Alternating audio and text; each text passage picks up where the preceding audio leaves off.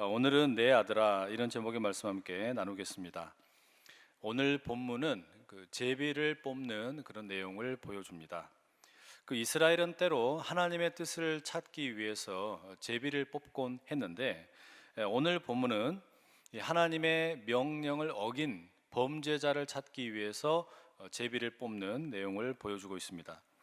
우리가 물론 앞에 나오는 이 성경을 읽어보게 되면 그 사람이 아간이라는 사실을 알고 있습니다.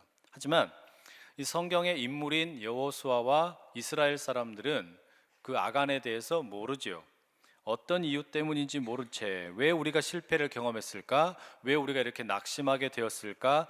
걱정되고 염려되는 마음으로 지금 이스라엘은 그 실패를 해결하기 위해 제비를 뽑으려고 그럽니다. 그러면 이스라엘이 지금 실패한 그 내용이 뭐냐? 그 본문에 나와 있는 내용은 아이성이라는 곳에서 전투를 했는데 패배한 것입니다. 이 패배는 여호수아서에 기록되어 있는 유일한 이스라엘의 패배입니다. 그 전까지는 그야말로 파죽지세의 승승장구였죠. 물이 범람한 요단강을 가르고 그 묻이 드러난 그 땅을 걷기도 했죠. 또 초롱성과 같은 여리고성을 하루에 한 바퀴씩 6일을 돌고 마지막 일곱째 날은 7바퀴 돌아서 소리를 질렀더니 무너지는 그런 승리를 경험했습니다. 전적으로 하나님의 은혜였습니다. 문제는 그 다음이에요. 요단강 건넜겠다, 또 여리고성도 무너뜨렸겠다. 얼마나 이 백성들의 그 기세가 올랐겠습니까? 의기양양해서 이 여리고성 바로 옆에 있는 저 아이성, 이름도 아이잖아요. 해볼만 하겠다. 그래서 바로 정복하려고 시도를 하는 겁니다. 정탐꾼을 보냈는데 다녀와서 보고하기를 뭐 별거 없더라. 한 2,000에서 3,000명 정도의 군인만 가면 충분히 이길 수 있다라고 말합니다. 그래서 이 여호수아가 3,000명의 군대를 보냈는데 결과가 어떻게 됩니까? 처참한 실패로 끝나고 말았습니다. 7장 5절에 이렇게 기록되어 있죠. 아이 사람이 그들을 36명쯤 쳐 죽이고 성문 앞에서부터 스바림까지 쫓아가 내려가는 비탈에서 쳤으므로 백성의 마음이 녹아 물같이 된지라. 백성들의 마음이 녹아가지고 물처럼 흘러내릴 만큼 사기가 떨어졌다라는 겁니다. 여러분, 백성의 마음이 녹았다. 우리가 흔히 마음이 녹는다 그럴 때 이 표현 언제 사용하는 겁니까? 너무 맛있는 음식을 먹었을 때 마음이 사르르 녹죠? 또 기대도 하지 않았는데 남편이 꽃다발을 들고 집에 들어올 때 마음이 녹죠? 뜻하지 않았던 자녀들이 아빠 생신이라고 편지를 주고 선물을 주면 마음이 녹죠? 도서관 옆에 앉아있는 어여쁜 아가씨가 윙크를 할 때 마음이 녹는 거 아닙니까? 그런데 오늘 본문에 등장하는 이스라엘의 마음이 녹아버린 것은 그런 게 아니라 처참한 실패 때문에, 생각지도 못했던 이 패배 때문에 마음이 녹아버렸습니다. 낙심되었죠. 군인이 36명이 죽었고 또 자신들이 이렇게 패퇴해서 쫓겨나고 허겁지겁 도망치자 이 패배감 때문에 백성들의 마음이 완전히 무너져 버린 겁니다. 그런데 여러분, 이 본래 마음이 녹는다라는 표현은 이스라엘 사람들을 향한 것이 아니고 여호수아의 기록을 보게 되면 가나안 땅에 살고 있던 사람들이 이스라엘 사람들 때문에 먹게 되는 마음의 상태였습니다. 5장 1절에 이런 내용이 있었죠. 요단 서쪽의 아모리 사람의 모든 왕들과 해변의 가나안 사람의 모든 왕들이 여호와께서 요단 물을 이스라엘 자손들 앞에서 말리시고 우리를 건너게 하셨음을 듣고 마음이 녹았고 이스라엘 자손들 때문에 정신을 잃었더라. 그러니까 여러분, 본래 마음이 녹아가지고 물처럼 되는 것은 이스라엘 사람들에게 해당하는 것이 아니라 가나안 땅에 살고 있던 사람들에게 해당했던 이야기란 말입니다. 헌데 지금 이스라엘이 딱 한 번의 실패로 마음이 녹아버렸습니다. 여러 번 실패한 것도 아니에요. 딱 한 번 실패했는데 이 한 번의 넘어짐으로 완전히 낙심을 해버린 겁니다. 왜 그랬을까요? 한 번밖에 실패 안 했는데 왜 이렇게 낙심하고 마음이 녹아가지고 물처럼 돼버렸을까요? 한 번도 실패해보지 않았기 때문입니다. 실패해보고 넘어져 본 사람은 일어나는 방법을 알아요.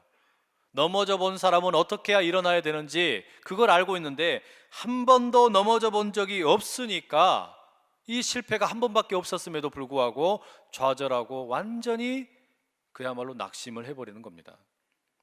여러분, 우리가 살면서 실패와 좌절을 경험해 본 적이 없는 사람이 때로 한 번 넘어졌는데 와르르 넘어지는 경우가 있죠.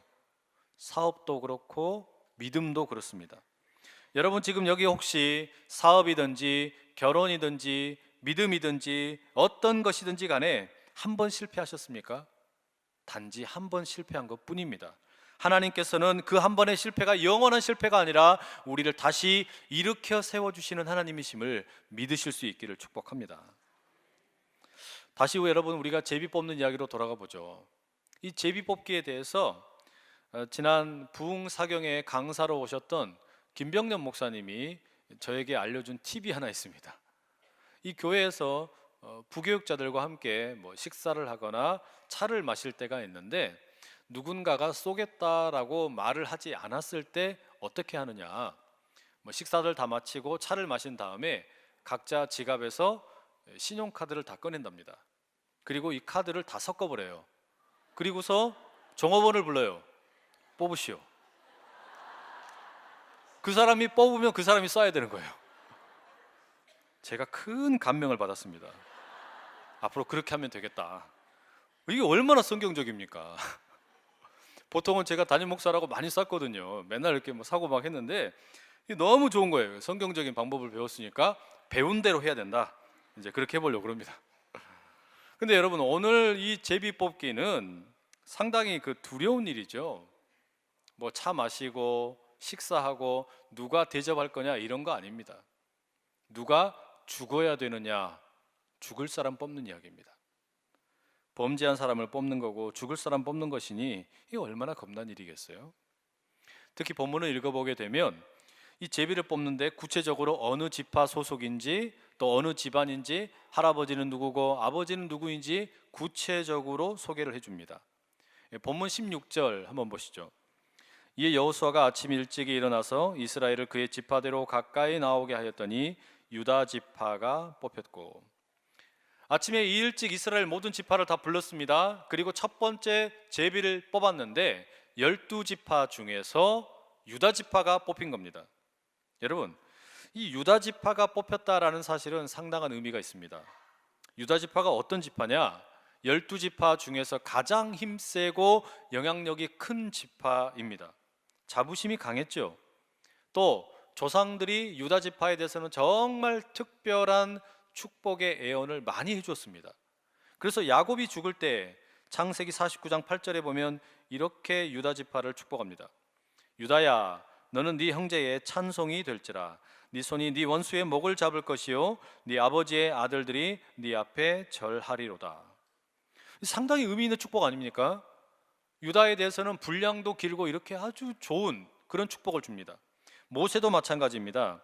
신명기 33장 7절에 보면 모세가 유다 지파를 이렇게 축복하죠. 유다에 대한 축복은 이러하니라. 일러스되 여호와여, 유다의 음성을 들으시고 그의 백성에게로 인도하시오며 그의 손으로 자기를 위하여 싸우게 하시고 주께서 도우사 그가 그 대적을 치게 하시기를 원하나이다.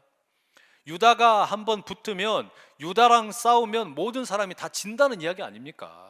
유다는 그야말로 늘 모범이 되고 승리가 있는 그런 지파라는 겁니다. 이렇게 특별한 축복을 받은 유다 지파에서 범죄자가 나온 거예요. 그러면 이제 11개 지파는 안도했겠지만 이 유다 지파에 속한 가문들 긴장했겠죠. 뽑아놓고 보니까 그 다음에 세라 족속이 뽑혔습니다. 그리고 세라 족속 중에서는 이제 삽디 가문이 뽑혔습니다. 이제 점점 이 범위가 좁혀지고 있는 거예요. 그리고 결과가 나오는데 18절 제비뽑기의 결과를 이렇게 이야기합니다. 삽디의 가족 각 남자를 가까이 나오게 하였더니 유다 지파 세라의 증손이요 삽디의 손자요 갈미의 아들인 아간이 뽑혔더라. 유다 지파 세라 족속에 속한 자, 세라의 증손 삽디의 손자 갈미의 아들인 아간을 뽑았다. 여러분, 이렇게 자세하게 지금 가문을 소개하고 있다라는 이야기는 이 집안이 상당히 뼈대에 있는 가문이라는 이야기입니다. 그냥 이름 없는 그런 가문이 아니라 아주 좋은 가문이라는 거예요. 그러니까 범죄자로 지목된 아간이라는 사람은 평범한 사람이 아니라 금수저를 들고 태어난 그런 사람인 거예요. 그런데 지금 범죄자로 주목이 된 겁니다. 범죄자로 뽑혀버린 거예요. 이게 무슨 말일까요? 내가 속한 집안이 얼마나 대단한 집안인지, 또 힘이 얼마나 센지, 권력이 얼마나 많고 돈이 많고 이런 것은 하나도 중요하지 않다라는 말입니다. 우리 할아버지가, 우리 할머니가, 또 우리 아버지가, 우리 어머니가 얼마나 많은 축복을 받았고 또 목사였고 장로였고 권사였고 이런 거는 하나도 중요하지가 않다라는 거예요. 지금 중요한 건 뭐냐? 내가 지금 하나님께 쓰임받고 있느냐라는 말입니다. 내 집안이 얼마나 좋은 집안인지 그거 절대로 우리가 의지할 게 없습니다. 내 조상이 뭐 3대째, 4대째, 5대째 예수를 믿는다? 그거 다 필요 없는 거예요.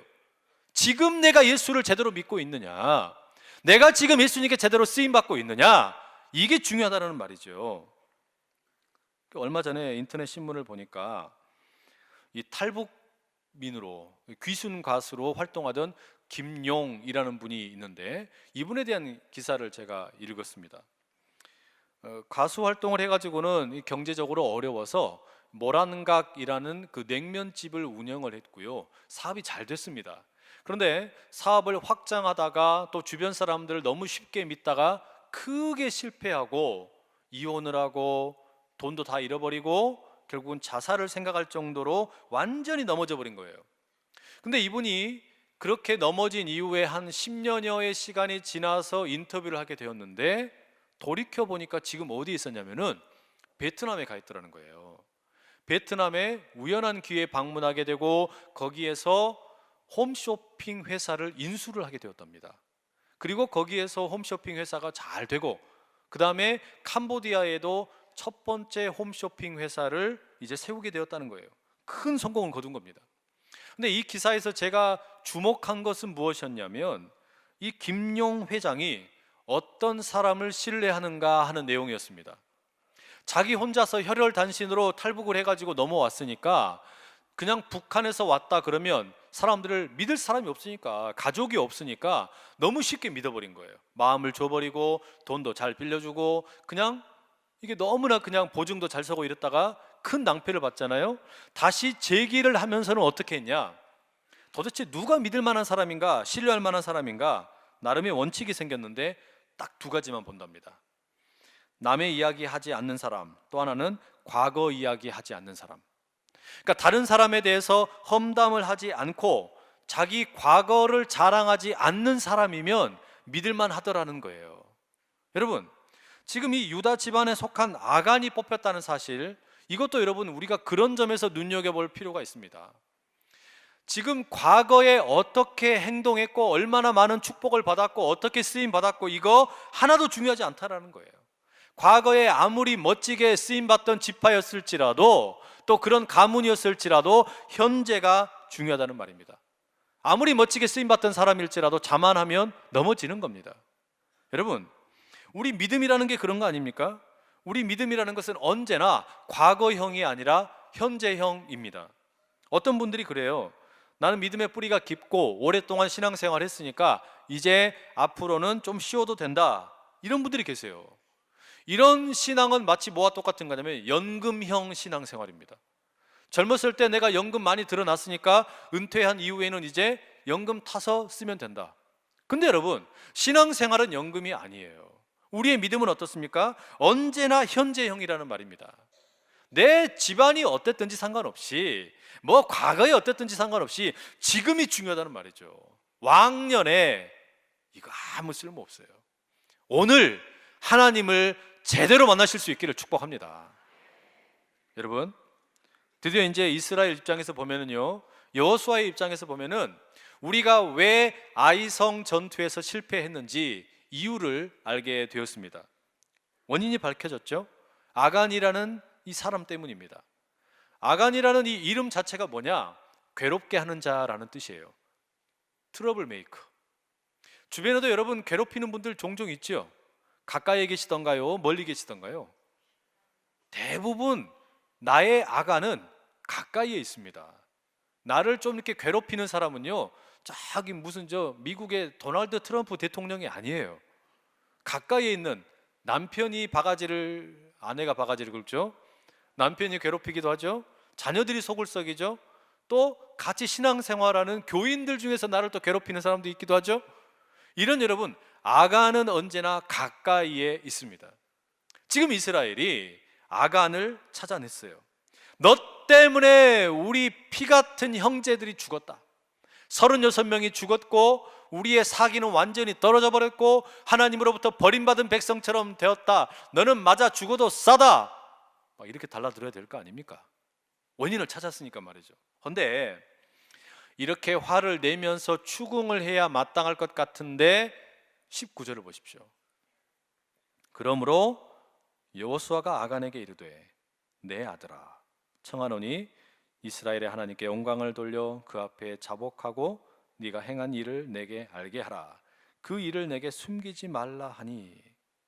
여러분, 지금 제비 뽑기 해가지고 이스라엘의 실패의 원인이 된 그 주범 아간을 발견했으면 아주 그냥 막 몰아치면서 화를 낼 법한데 여호수아가 뭐라고 부릅니까?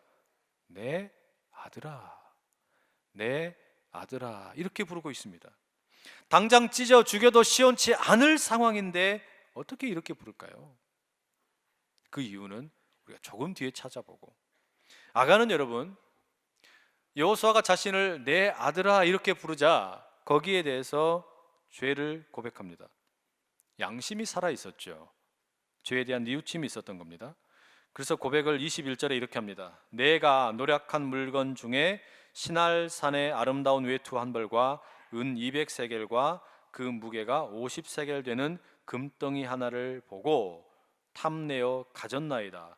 보소서 이제 그 물건들이 내 장막 가운데 땅 속에 감추었는데 은은 그 밑에 있나이다 하더라. 아간이 죄를 고백을 해요. 자기가 세 가지를 훔쳤다는 겁니다. 시날산의 아름다운 외투, 이 바벨론 지역에 있는 산입니다.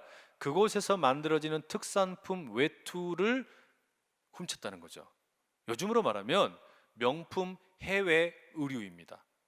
또 은 200세겔, 한 2.3kg 정도 되는 은입니다.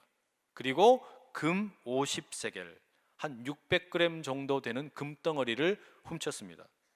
여러분, 이 세 가지 품목의 가치를 우리가 정확하게 판단하기는 어렵지만 어림짐작을 해보면 처음에는 옷 한 벌, 그 다음에는 은, 그 다음에는 금, 어떻습니까? 이 가치가 점점 더 가치 있는 것으로 막 늘어나는 거예요. 이게 무슨 말이냐면 아간은 하나님께서 말씀하시기를 여리고성에 살아있는 것들을 모두 다 죽이고 그 모든 소유물 가운데서 다 없애버리는데 청, 동, 은, 금은 하나님의 집으로 들여라 라는 명령을 받았습니다. 이스라엘 전체가 받은 거예요. 그런데 아간이 여리고성이 무너진 것을 보고 그제 이제 거기서 이 정리를 하다 보니까 거기에서 명품 의류가 나온 거예요. 얼마나 탐이 났냐. 보고 탐내어 가져버렸습니다. 그리고 또 가다 보니까 은도 있네. 한 2kg 됩니다. 여러분 2kg 되니까 혼자서 운반할 수도 있을 것이고 뭐 가족들도 있었을 수 있겠죠. 그러니까 아간과 가족들이 함께 뭐 외투도 숨기고 은도 숨기고 또 지나가다 보니까 금이 나와요. 금도 또 인마이 포켓 해가지고 챙겨온 거예요. 여러분 이게 무슨 말입니까? 이 죄라는 게 절대로 단순하지 않더라는 말입니다. 보고 탐내고 가졌다라고 아간이 이야기합니다. 보니까 마음이 생기는 거죠. 견물생심이에요. 보니까 마음이 생겨가지고 탐심이 일어나면서 그것을 가져와 버렸다는 거예요. 이게 여러분 죄의 무서움입니다. 처음에는 외투 한 벌이었는데 그 다음에는 은이 되고 그 다음에는 금덩어리까지 챙겨버릴 만큼 게다가 자기 가족들까지 공범으로 사용해버릴 만큼 이 죄가 전염성이 있더라는 말입니다. 그러니 여러분 보지 말아야 될 것은 안 봐야 됩니다. 그래야 사탄의 유혹으로부터 우리 자신을 지킬 수 있고 하나님의 백성답게 살 수 있는 거 아닙니까? 그게 비전이에요. 본다라는 것이 곧 비전이라는 말 아닙니까? 그러니까 내가 지금 무엇을 보고 있느냐 그것을 확인을 해보면 내가 지금 죄에 의해서 유혹을 받고 있는지 아닌지 알 수가 있는 거예요. 하나님만 바라보겠다고 예배드리러 나왔는데 하나님 바라보지 않고 자꾸 세상 바라보고 돈 바라보고 권력 바라보고 명예 바라보고 어디서 이익이 나올 건가 이거 쳐다보고 있으면 거기서 죄라는 것이 스멀스멀 올라온다는 말이죠. 지금 그걸 말해주고 있는 거 아닙니까? 그러니 이 예배를 통해 여러분의 시선이 세상이 아니라 하나님께만 향할 수 있기를 간절히 축복합니다. 여러분, 이것은 결론적으로 밝혀진 내용이고요. 아간이 이렇게 죄를 고백하게 된 이유가 뭘까요? 어떻게 아간이 이렇게 자신의 죄를 고백할 수 있었겠습니까? 사실 여러분, 죄 지은 사람이 쉽게 자기 범죄를 인정합니까? 그렇지 않죠. 우리는 대부분 다 죄를 지었어도 그 죄를 인정 안 합니다. 쉽사리 자기 죄를 고백하는 경우 거의 없어요. 요즘에 TV에서도 많이 보지 않습니까? 할 수만 있으면 죄를 인정하지 않고 회피하려고 하는 것이 우리 본성입니다. 어쩔 수 없는 증거가 나올 때, 반박할 수 없는 증거가 나올 때 이제 어쩔 수 없이 인정을 하면서 에이 재수없어 이러는 경우가 우리 태반이지 않습니까? 그런데 아간은 지금 어떻게 자신의 죄를 이렇게 고백을 하게 되었을까? 그것도 구체적으로 자기의 마음의 동기까지 내가 보고 탐심이 일어나서 취하여 버렸습니다, 이렇게 자신의 동기까지 다 말하게 된 그 근거가 뭘까요? 여호수아의 말 한마디 때문입니다. 내 아들아, 자신을 가리켜 내 아들아라고 부르는 여호수아의 한마디 말 때문에 아간은 그 자신의 죄를 고백한다는 말이죠. 여러분, 이게 지금 어떤 배경이냐면 본문에는 나와 있지 않지만 이 본문을 읽어가면서 저는 그 배경을 이렇게 느꼈어요. 지금 아간이라는 한 사람의 이 범죄자를 찾기 위해서 이스라엘이 제비를 뽑지 않습니까? 12지파로부터 뽑고 그 다음에 집안도 뽑고 점점 추려가는데 이 제비를 뽑을 때 여호수아가 마치 무슨 쇼 프로그램의 MC처럼 진행했을까요? 자, 첫 번째 제비 뽑는 대상은 이러면서 유다지파 이러고 이렇게 했겠냐고요. 이렇게는 안 했을 거 아니에요. 또 그냥 막 화를 내면서 그냥 재판관처럼 심판하는 것처럼 이렇게 했을까요? 그러지도 않았습니다.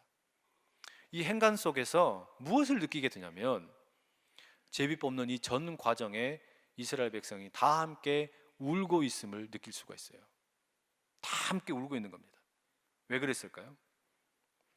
여리고 성을 무너뜨릴 때는 하나님 말씀을 듣고 하나님께서 지시하시는 대로 말도 되지 않는 방법으로 성을 6바퀴 돌고 마지막엔 7바퀴 돌아서 무너지는 역사를 경험했습니다. 그런데 아이성에 올라갈 때는 7장의 앞부분의 내용을 보게 되면 하나님께서 함께 하시겠다는 말씀이 한마디도 나오질 않아요. 하나님께서 너희들 가라, 내가 저 성을 너희에게 주겠다, 이런 말씀이 전혀 나오질 않는 거예요.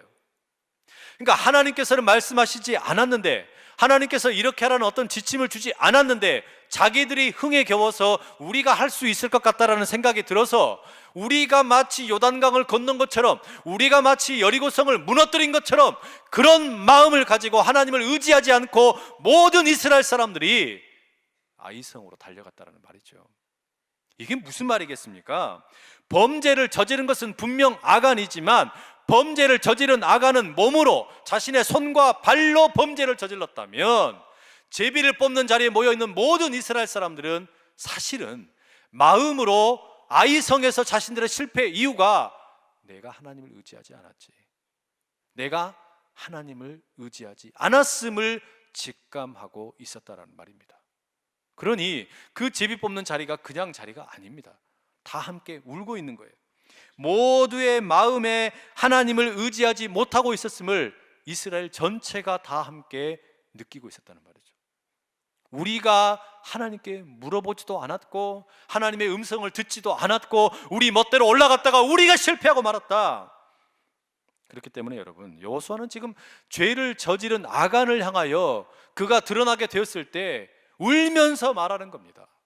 내 아들아, 내 아들아, 너와 우리 모두가 함께 범죄를 했는데 아간아, 너는 손과 발로 범죄를 했고 우리는 마음으로 범죄를 했구나. 우리 모두가 다 죄인이다. 그렇게 울면서 자신을 아들이라고 부르는 그 지도자의 음성을 듣고 아간이 자기 죄를 고백을 하는 겁니다. 여러분, 이렇게 아간이 자신의 죄를 다 고백을 하고 난 다음에 그 다음에 어떤 일이 생겨납니까? 아간의 고백을 듣고 난 다음에 이스라엘은 그 아간과 그의 가족들 그리고 그의 모든 소유물들을 아골 골짜기로 데리고 갑니다. 거기에서 돌을 던져요. 사람을 죽여요. 모든 소유물을 다 태워버립니다. 범죄를 절대로 없이 하는 게 아닙니다. 죄 지은 것을 무시하는 게 아니에요. 그런데 자신의 형제를 향하여 돌을 던지고 소유를 다 태워버리고 모든 걸 다 불태워버릴 때 이 사람들이 지금 즐거워하면서 이 일을 할 수 있겠습니까? 그렇게 할 수가 없겠죠. 즐거워할 수가 없는 거예요. 우는 겁니다. 돌을 던지는 자도 울고 돌을 맞는 자도 우는 겁니다. 26절 말씀 이렇게 기록합니다. 그 위에 돌무더기를 크게 쌓았더니 오늘까지 있더라. 여호와께서 그의 맹렬한 진노를 그치시니 그러므로 그곳 이름을 오늘까지 아골 골짜기라 부르더라. 아간의 이름의 뜻은 괴롭게 하는 자, 트러블 메이커였어요. 그런데 아골 골짜기의 뜻은 괴로움의 골짜기라는 뜻입니다. 이 골짜기에 있어 보니까 우리의 마음이 괴롭다라는 거예요. 아골 골짜기에서 지금 이 이스라엘 백성들이 돌을 던지면서 저 아간 때문에 우리의 마음이 괴롭다, 저 아간이 잘못을 해서 우리의 마음이 괴롭다, 이게 아니에요. 왜 아골 골짜기입니까? 왜 괴로움의 골짜기입니까? 자신들의 양심이 찔렸기 때문입니다. 자기 양심이 찔렸기 때문인 거예요. 아간이 죽어가고 있는 저 자리에 나도 함께 있어야 되는데, 나도 사실은 마음으로 하나님을 멀리했는데, 나도 사실은 하나님 뜻대로 하지 않고 마음으로 범죄했는데,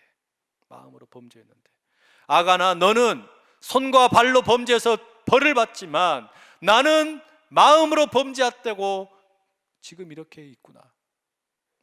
그 자리에서 여러분, 이스라엘 백성 전체가 자기 자신의 마음 때문에 괴로워하고 있는 겁니다. 너는 죽고 내가 살았구나. 그 자리가 괴로움의 골짜기, 아골 골짜기라는 말이죠. 여러분, 이 아간과 아골 골짜기는 그래서 우리에게 예수님을 생각나게 합니다. 아간은 죄를 지어서 자신의 그 범죄함으로 인하여 돌을 맞아 심판을 받았지만 예수님은 어떠셨습니까? 범죄함이 없이 십자가의 고통을 당하셨죠. 그 십자가의 고통을 당하시면서 우리를 대신하셔서 우리가 손과 발로 지은 죄, 그리고 드러나지 않지만 마음으로 지은 죄까지 모두 다 십자가에 못 박기 위해서 예수님은 그곳에서 참혹하게 죽으셨습니다. 그러니 여러분, 우리가 예배를 드리기 위해 십자가 앞에 나올 때 무엇이 그렇게 당당할 수 있겠습니까? 이 십자가를 걸어놓고 예배드리는 이 예배의 자리에 나올 때 우리가 뭘 그렇게 자신할 게 있겠습니까? 이 십자가 앞에 나오면서 뭘 그렇게 막 내가 의시되면서 나올 수 있겠냐고요. 아무것도 의시될 게 없잖아요. 마음으로 지은 죄까지 온전히 십자가 앞에 설 때마다 드러날 수 있기를 간절히 축복합니다. 우리는 이 십자가를 볼 때마다 마음이 괴로워지는 겁니다. 죄악이 생각나서 괴롭습니다. 십자가를 날마다 바라보면 바라볼수록 우리는 이곳이 아골의 골짜기임을 깨닫게 되는 거예요. 십자가가 아골의 골짜기, 내 마음을 괴롭게 하는 자리임을 깨닫게 되는 겁니다. 그런데 이 십자가의 괴롭힘은 나를 그저 괴롭게 하는 것이 아니라 내가 너를 대신하여 너의 모든 손과 발로 지은 죄, 마음으로 지은 죄를 내가 깨끗이 하였다라고 말씀하시는 우리 주 예수 그리스도의 용서의 선언이 있는 곳임을 믿으시기를 축복합니다. 이곳에 우리는 그래서 십자가를 대할 때마다 늘 우리의 죄가, 또 우리의 연약함이, 우리의 모자람이 드러나기 때문에 좌절하고 울 수밖에 없지만, 그러나 우리는 이 자리에서 나를 향한, 우리 모두를 향한 하나님의 용서의 말씀을 다시 듣게 된다는 말이죠. 여러분, 우리가 이제 돌아오는 수요일부터 사순절을 시작하게 됩니다. 제 수요일과 함께 이 사순절을 보내시는 동안에 어떻게 보내고 싶으십니까? 이 사순절에는 십자가를 더 많이 묵상하실 수 있기를 축복합니다. 십자가를 묵상하면 묵상할수록 더 주님의 그 사랑이 깊어지고, 나를 향하여 용서의 선포를 하신 그 주님 때문에 나의 아간, 나의 아골의 골짜기, 나를 괴롭게 하는 자, 그 트러블 메이커, 그리고 나를 괴롭게 만드는 그 악월의 골짜기의 현장, 그 자리에 머물러 있으면서 내가 십자가 앞에서 용서받은 것처럼 나의 악안을 용서할 수 있고 용납할 수 있는 하나님의 사람으로 우리 모두가 새로워질 수 있기를 간절히 축복합니다. 우리 주님께서는 이 시간을 통하여, 우리의 이 사순절의 시간을 보내는 기간을 통하여 말씀하기 원하시는 거예요. 내가 십자가에서 너를 용납하고 용서해 준 것처럼 너도 너의 악안을, 그리고 너의 악월의 골짜기를 용납해 줄 수는 없겠느냐. 우리 그 주님 앞에 우리의 마음을 온전히 드리고 서로를 온전히 세워주는 이 귀한 믿음의 공동체 될 수 있기를 간절히 축복합니다. 우리 시간에 같이 한번 기도하실까요? 우리 하나님께 은혜를 구하며 이렇게 기도하십시다. 하나님, 우리가 우리의 악안, 나를 괴롭게 하는 자, 나를 힘들게 하는 악월의 골짜기, 그 자리에서 우리는 돌이켜놓고 보면 나도 저 자리에 있었어야 했는데 나는 저 자리에 있지 않다고 그저 이렇게 자만하고 있는 것은 아니었는지, 그런데 우리가 오늘 이 자리에 이렇게 십자가 앞에 나와놓고 보니까 우리의 마음이 괴롭습니다. 주여, 주님께서 십자가로 우리를 용서하여 주신 것처럼 우리도 우리의 악안을 용납하고 용서할 수 있는 힘을 주시옵소서. 우리 그 마음 가지고 이 시간에 주여 임께 세 번 외치고 기도하며 나갑니다. 주여, 주여, 주여. 하나님 아버지, 아버지 하나님, 말씀을 듣고 이 아버지 하나님 십자가를 앞에 두고 우리 자신을 돌아봅니다. 아버지 하나님, 내가 주님께 악안이었는데, 내가 주님을 괴롭게 하는 자였는데, 내가 가룟 유다였는데, 주님 아버지 하나님, 나의 이 모든 아버지 하나님 하나님을 괴롭게 하는 자였음에도 불구하고 아버지 하나님 이 십자가의 은혜로 우리를 용서하여 주셨음을 기억하며 아버지 하나님 나의 악안을 바라봅니다. 나를 괴롭게 하는 자를 바라봅니다. 나의 악월의 골짜기를 바라봅니다. 주여, 그곳에서 그들을 용납하고 용서할 수 있는 은혜가 우리 가운데 있게 하여 주시옵소서. 아버지 하나님 은혜 온전히 있대요 그렇게 서기 원하오니 아버지 우리의 가정 가운데, 우리의 일터 가운데, 사업장과 온 교회 가운데 하나님이여 우리 가운데 악안의 그 모형을 온전히 받는 우리 모두에게 있게 하여 주시옵소서. 사랑하는 아버지 하나님, 나를 괴롭게 하는 악안이 너무 많다고, 나를 힘들게 하는 트러블 메이커가 너무 많다고 우리는 그렇게 하소연하고 힘들어하고 울 때가 많았습니다. 그런데 주님, 이 시간 십자가 앞에 서 보니 주여, 내가 주님께 악안이었습니다. 내가 주님께 가룟 유다였습니다. 우리 주님의 마음을 아프게 하고 주님을 괴롭게 하는 자였음에도 불구하고 주님 십자가의 피 흘리심으로 우리를 용서하시고 용납하여 주신 것처럼 주여, 우리도 우리의 악안을 용납할 수 있는 힘을 허락하여 주시옵소서. 거룩하신 예수님의 이름으로 기도드립니다. 아멘.